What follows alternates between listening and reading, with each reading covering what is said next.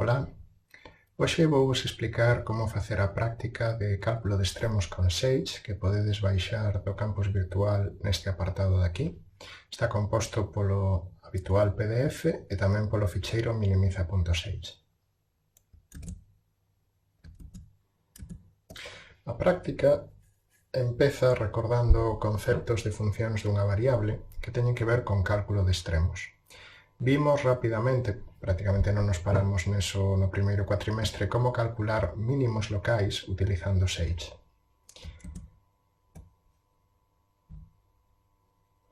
Se eu teño unha función g igual a menos x por seno de x ao cadrado, unha función dunha variable, podería intentar calcular os seus mínimos, aquí tedes a súa gráfica. No intervalo 0,5, como vedes, ten varios mínimos locais. Ten un, que é o máis baixo de todos, que sería o mínimo global en 0,5, pero realmente Sage só pode intentar calcular mínimos locais. Xadevos que con find local minimum desa función no 0,5 me devolve o valor mínimo, o que sería o y na primeira componente, e a abscisa onde se dá o valor mínimo na segunda componente. Xadevos que me devolve o 3,76, a abscisa 3,76, que sería este punto de aquí, que é un mínimo local, non é o mínimo global no intervalo. Ben, xa pasando varias variables, eu o que podería facer sería definir unha función de varias variables, unha función escalar. Nos calculamos extremos, máximos e mínimos cando a función devolve escalares, non cando devolve vectores. Pois podería definir unha función escalar de varias variables e intentar minimizala. Fixadevos que para esta función non vou facer a súa gráfica porque ao ter tres variables e unha de saída, a gráfica estaría en 4D, 4 dimensións. Podería intentar pintar as súas superficies a nivel en 3 dimensións, pero, bueno, sería difícil de ver. Entón, cando eu utilizo o comando minimize de Sage, como vedes, me devolve a aproximación do mínimo das variables independentes onde se dá ese mínimo. E, efectivamente, se eu substituíse 1 na función anterior, pois obtería o valor mínimo. Fixadevos que está composto por sumandos que son todos positivos ou cero porque están ao cadrado.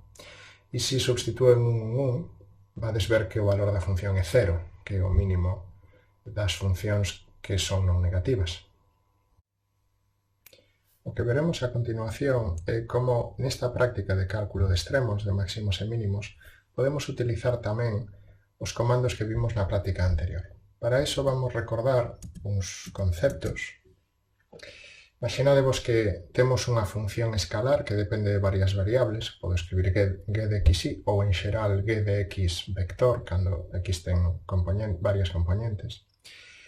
Se eu lle quero calcular os mínimos a esta función, entonces podo utilizar o minimize e logo veremos como calcular os mínimos a esta función co método de descenso. Son métodos específicos para cálculo de mínimos. Pero imaginadevos que a esta función g eu lle calculo o seu gradiente. Para o cálculo de puntos críticos da función g, o que tería que facer sería igualar o seu gradiente a 0. Nese momento eu teño unha nova función vectorial, porque o gradiente de g devolve vectores, igualada a 0. Polo tanto, xa teño un sistema de ecuacións non lineares. Así que, por exemplo, podería resolvelo con solve, ou podería resolvelo con find root, ou incluso con Newton. Fixadevos no feito de que eu aplicaría a Newton ao gradiente da función g. Polo tanto, o seu primeiro argumento, a función a que lle vou aplicar Newton, xa sería diff de g. Como no segundo argumento teño que poñer a derivada da anterior, e a anterior era a derivada de g, este segundo argumento é a derivada segunda, é dicir, a matriz hessiana de g. E por último tería que poñer un iterante inicial. Claro, desta maneira tería métodos como o de descenso para calcular mínimos da función g e métodos como o de Newton que me permitiría calcular mínimos, máximos e puntos de sela da función g. Teño algunha maneira de, utilizando métodos de minimización, tamén calcular máximos, mínimos e puntos de sela da función g? Bueno, pois sí. Xa que teño esta función vectorial gradiente de g igual a 0, eu calculo a súa norma, a súa longitude como vector. Eu podo calcular a norma do gradiente de G. Vou calcular a norma do gradiente de G ao cadrado, porque así evito escribir a raíz cadrada e non afecta realmente para os cálculos. Ben, se este gradiente de G realmente se anula, é igual a cero, entonces a norma do gradiente de G tería que ser cero neses puntos. E entonces, cando eu lle calculase o mínimo a esta norma do gradiente de G, este mínimo sería cero.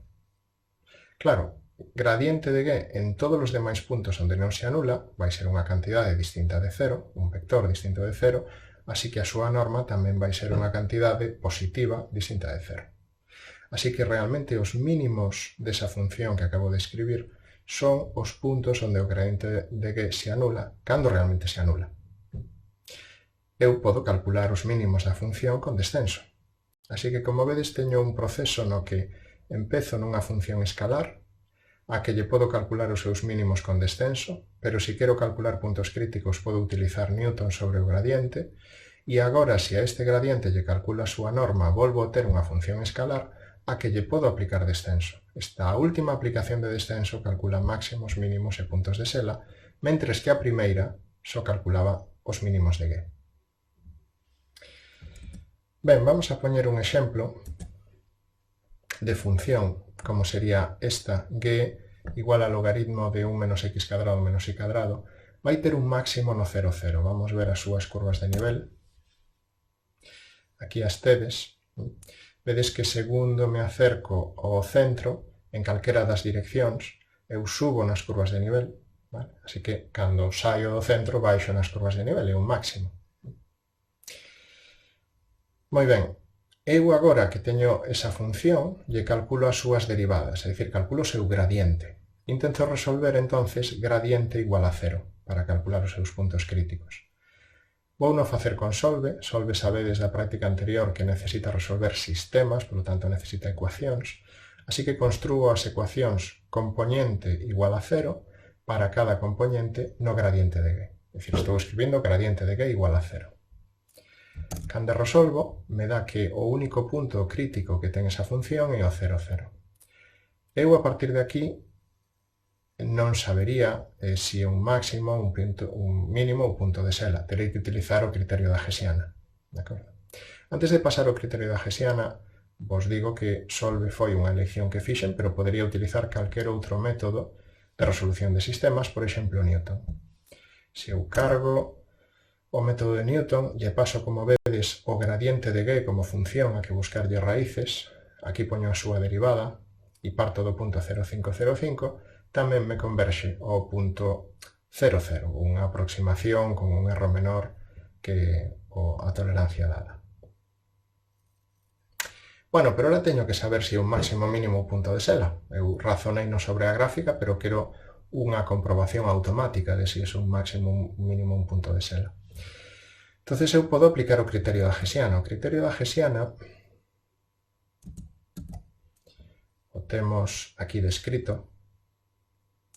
O que fai é, se me dan unha función, un punto x0 y 0 e unha certa tolerancia, sempre que esa función teña dous argumentos, e sempre que o punto x0 y 0 sexa un punto crítico, é dicir que a derivada nese punto non sexa distinta de 0, entón eu, calculando a Hessiana, e calculando o determinante da Hessiana, me podo plantexar estudiar se un máximo, mínimo ou punto de Sela. O primeiro que me pregunto é se o valor absoluto do determinante é 0, é dicir, se o determinante é 0. Nese caso, o criterio non decidiría. Se non, se pode dar que o determinante sexa maior que 0, e entón teño que mirar o primeiro elemento da Hessiana, a parcial segunda da función respecto de x dúas veces. Se é positivo neste caso, entón estou nun mínimo local. Se non, será negativo, entón estou nun máximo local. E se o determinante non era nin 0 nin maior que 0, entón será menor que 0. E nese caso teño un punto de Sela. Bueno, esa función está incluída no ficheiro minimiza6 que vos dimos. Entón eu teño que cargar o ficheiro minimiza6 e teño que dar a función G, que vos recordo que era logaritmo de 1 menos x cadrado menos y cadrado, que sabíamos que tiña pola gráfica un máximo no 0, 0. lle dou esa función g, lle dou o 0, 0, e cando lle pido que a analice, me di, como o determinante é 4, e esa derivada que teño que mirar, esa derivada segunda é negativa, entonces é un máxima local. Pasamos ahora a explicar o método de descenso. Vamos a partir dunha explicación gráfica de como funciona. Entón, imaginadevos que teño as curvas de nivel dunha función escalar a que lle quero calcular o mínimo estaría aquí, pero eu parto dun punto x0. Entón, o que fai o método de descenso é calcular a dirección do menos gradiente, que é a dirección de máximo de crecemento, establece a dirección do menos gradiente como liña pola que vai avanzar. Entón, fixadevos que este eixo azul que estou pintando aquí é o mesmo eixe azul que estou pintando desta zona. De acordo? Vamos a ver isto un pouco. Aí está. Bueno, entonces eu, se poño o inicio do eixo aquí, neste punto, onde está x0, aí vai ser o meu orixe, de acordo? Voulle chamar a este punto, onde está a orixe, A1. Entón, eu poñome a avanzar unha certa cantidade, que lle vou chamar A3, nesta dirección. Entón, pode ser que A3 me quede moi lonxe, é dicir, que eu siga, está moi lonxe, de forma que a función volva a medrar. Fixadevos que nesta dirección o mínimo da función vai se dar neste punto, pero podería seguir avanzando, e chegaría a un punto A3, onde a función xa sería máis grande que o valor que tiña en x0. Co cal non me serviría. Así que o que eu vou facer é, se me pasei, collo a metade de A3. E se aínda me pasei, a metade de A3, hasta que chego a un punto A3, onde o valor da función xa é menor que o valor que tiña a función en A1. Entón, fixo A3, ese xa me serve. Agora collo un terceiro punto, que lle vou chamar A2, que está a medio camiño entre A1 e A3. De acordo? Así que xa teño 3 puntos, son estes 3 puntos violetas, co cal por interpolación eu lle podo calcular a parábola que pasa por eles 3. E agora podería calcular onde a parábola ten derivada igual a 0. E a ese punto lle chamo a 0. Teño agora xa por fin 4 puntos, A1, que era a orixe, onde estaba o iterante no que estou traballando, A3, que escollino avanzando nesta dirección e recuando ata conseguir que ese valor da función en A3 fose máis pequeno que o que se acada en A1, A2 como punto medio entre ambos, e A0 onde se anula a derivada da parábola que pasa por eses 3 puntos. Agora o que foi o descenso é coller o mínimo da función entre eses 4 puntos e coller esa cantidade como cantidade que ten que avanzar na dirección de z para obter o seguinte iterante. Este proceso repite hasta que chega á converxencia. Ben, como é daquela o método de descenso? Pois aquí o tedes, non? Lle teño que dar a función, a súa derivada, o iterante inicial, certas tolerancias se quero, v a lista de iterantes, en k vou facendo as sucesivas iteracións, z é a dirección do menos gradiente, fixadevos que aquí como o iterante no que estou é vk, e de f é unha función que admite varios argumentos, teño que desempaquetar o vector vk para que cada componente do vector sexan os argumentos de df, por eso utilizo o operador asterisco. Miro se a norma é suficientemente grande para avanzar nesa dirección, se non tería que parar, normalizo ese gradiente, e agora, como vedes, collo o A1 0, o A3 empezo tomando a un tamaño 1, pero se o valor de G1 é máis pequeno que G3, eso significa que avancei demasiado, entonces vou recuando, vou collendo A3 cada vez máis pequeno, vou collendo divisións por 2 de A3, hasta que consiga que G3 sexa máis pequeno que G1. Se recuei tanto que prácticamente xa non saio de A1, entonces digo que non podo avanzar, non hai mellora posible, e paro.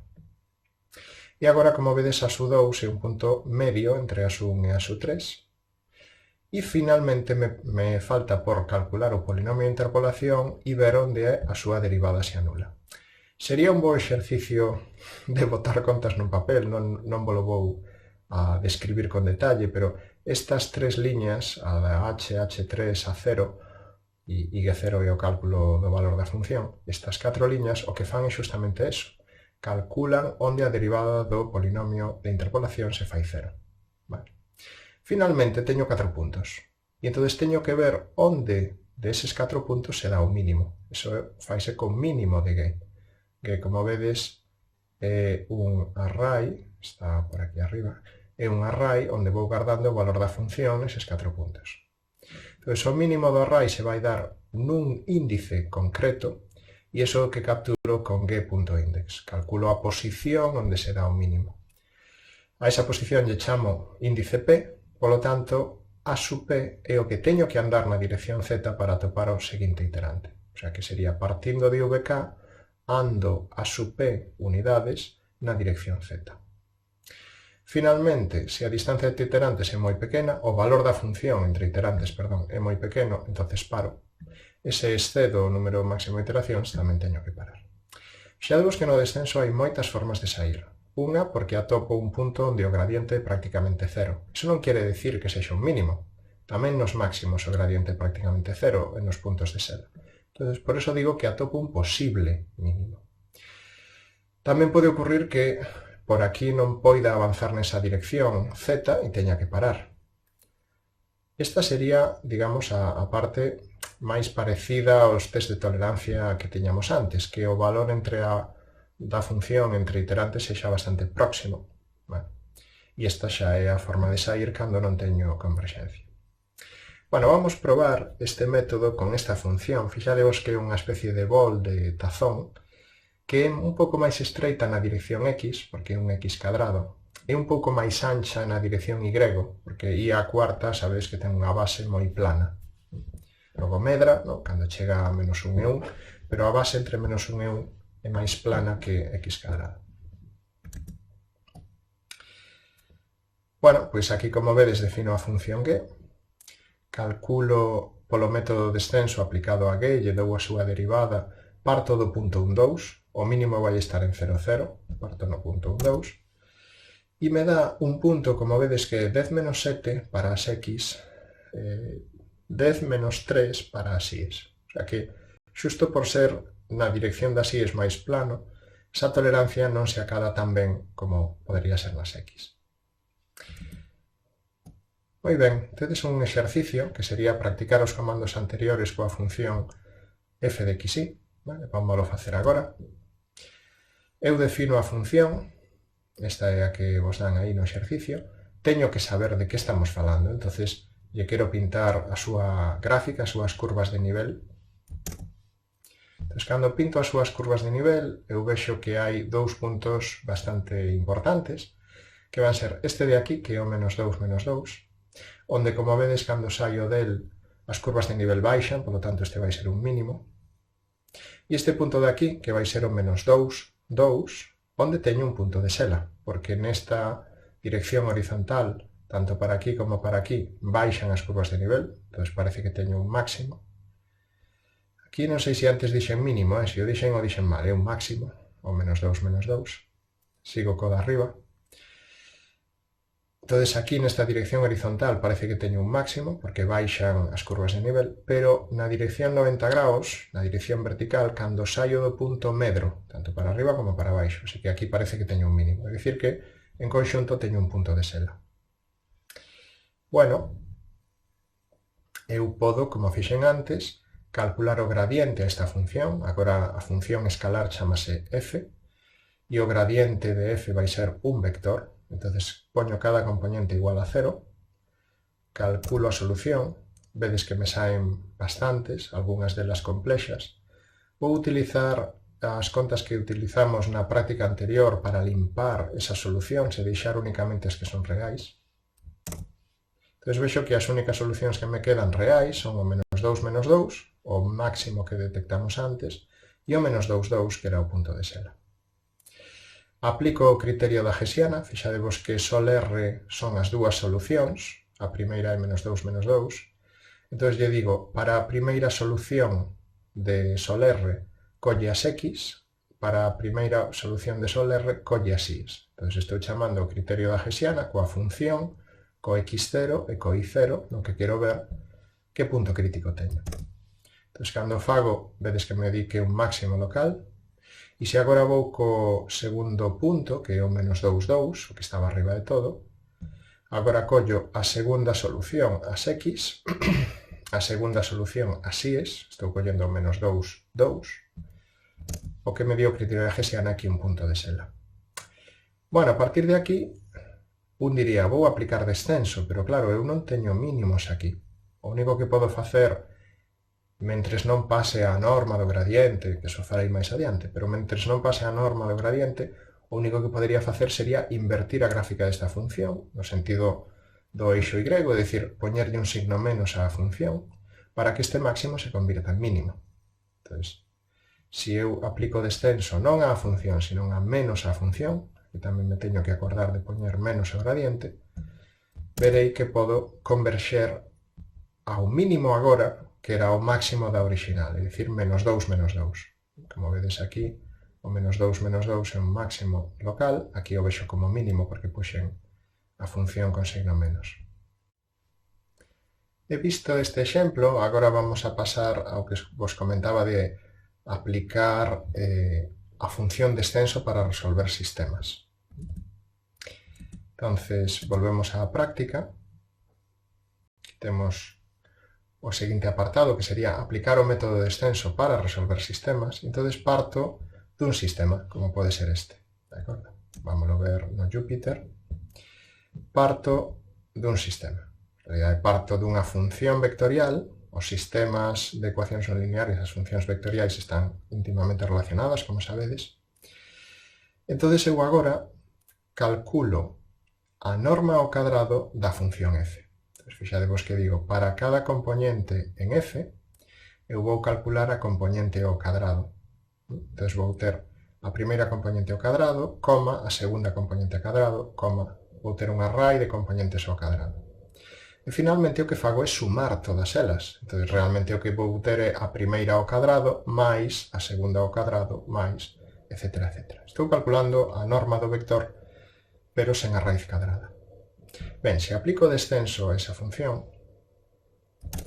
entón vades ver que me dá o 1 raíz de 2, unha aproximación de 1 raíz de 2. Se volvedes á práctica anterior da resolución de sistemas, este foi un dos exemplos vehiculares que utilizamos, tiña unha raíz, efectivamente, en 1 raíz de 2. Que vedes que o método de descenso sí calcula solucións de sistemas, raíces de funcións vectoriais. Ben, isto é o que está aquí escrito e xa chegamos á parte final de exercicios. O primeiro é que practiquedes os comandos de solve aplicados a sistemas de gradiente e descenso aos comandos da práctica de sistemas non lineares. Vamos a lembrar como era esa práctica. Estos son os exercicios de resolución de sistemas non lineares. Tiñamos esta función vectorial con estas dúas componentes, logo esta que era un pouquiño máis complicada que a anterior, vos la deixei como exercicio, e a terceira era a máis complicada de todas. Vale. Vamos a utilizar estes sistemas ou estas funcións vectoriais as que hai que calcular raíces co método de descenso. Entón, eu parto da primeira función que tiña aí nos exercicios da práctica de resolución de sistemas. Como sempre, lle teño que ver a cara a súa gráfica, entón recuperei a función de buxa cn que utilizamos na práctica anterior. Así vexo onde están as raíces desa función. Estaban aquí neste punto 0 e pico, 2 e pico, en este punto que era menos 0 e algo, 2 e algo. Perdón, 2 e algo, porque son as x, menos 0 e algo, menos 1 con algo para as y's. Ben, entonces, para aplicar descenso necesito unha función escalar. Calculo a norma da función, ao cadrado. Parto do punto 1, 2, fixademos que vou partir dun punto que está máis ou menos por aquí. Supoño que converxerá a esta raíz de aquí, pero ata que o faga non o podo confirmar. Entonces, efectivamente, converxe o x igual a 0,62 e igual a 2,17, é dicir, converxeu a esta raíz de aquí. Partindo dun punto que está por aquí, converxeu aquí. O segundo, como a fixen na práctica anterior, polo deixo a vos, entón paso ao terceiro. Vale? Esta era a función máis complicada das tres. Voulle pintar tamén as súas curvas de nivel 0. Aquí a teño. Voume centrar nesta raíz de aquí, que como vedes vai ser x igual a 1 e pico, y igual a 1 e pico. Creo lembrar que era 1,7, 1,7. Volvo a calcular a súa norma ao cadrado e volvo a aplicar descenso. Agora partindo do punto 1, 2, efectivamente converxe a 1,7, 1,7. Bueno, ese sería o primeiro exercicio da práctica, esta é a resolución de sistemas, esta de extremos. O segundo exercicio sería construir a función de buxa-descenso, que pinte as curvas de nivel dunha función a minimizar xunto cos iterantes calculados polo método de descenso. O resultado debería ser similar ao da figura 1, esta de aquí. Claro, fixadevos que nós temos o de Buxa-Newton, que cando teño unha función vectorial, pinta as curvas de nivel 0 de cada unha das componentes e pinta a lista de iterantes en vermello. Pero agora teño que calcular o mínimo dunha función escalar. Por lo tanto, non ten sentido pintarlle as curvas de nivel 0, senón todas as curvas de nivel ou varias das curvas de nivel sobre esa función. Ben, entonces, se eu collo o programa de Buxa-Newton como base,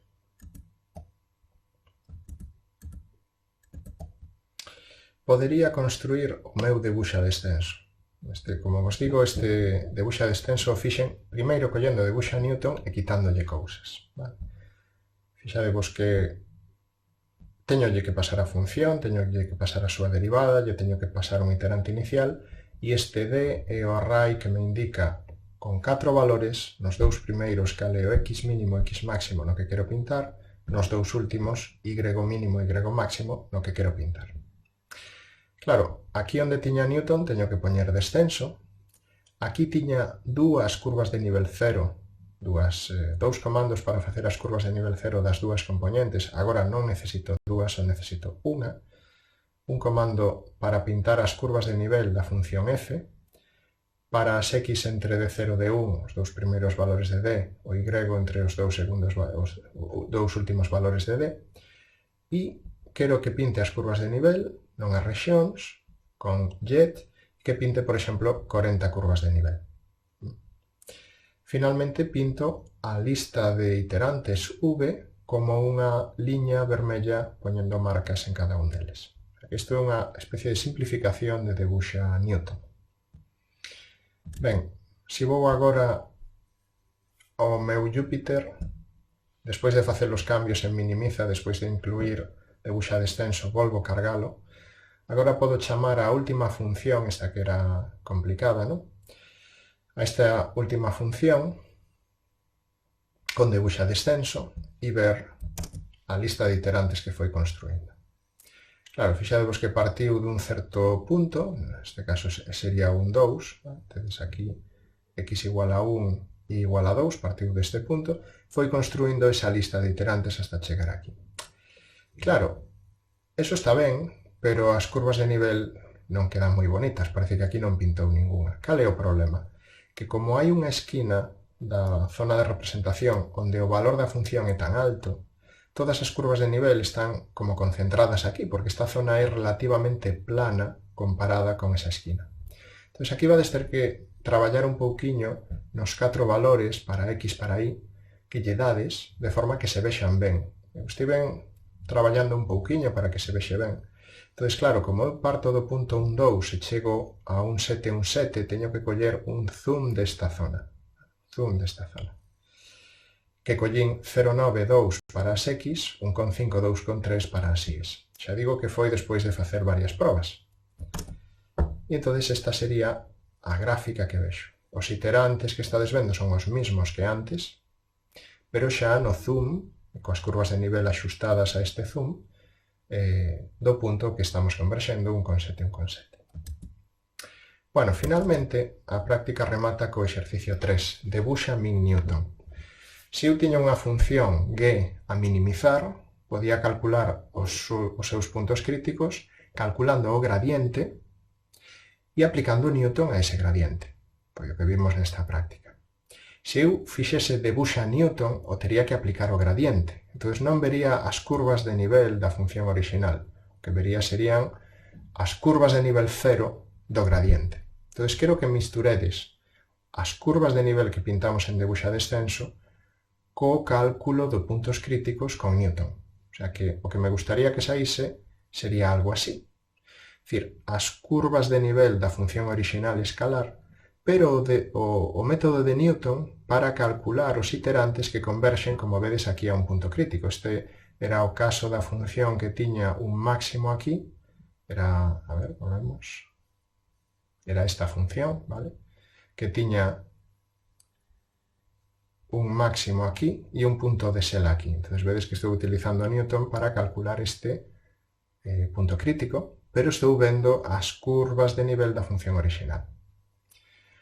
Bueno, volo deixo como exercicio, xa sabedes que a través do foro de participación podedes respostar a este vídeo, a esa entrada do foro de participación que vou poñer, para preguntarme todas as dúbidas que teñades, de acordo? Así que boa sorte, hasta logo.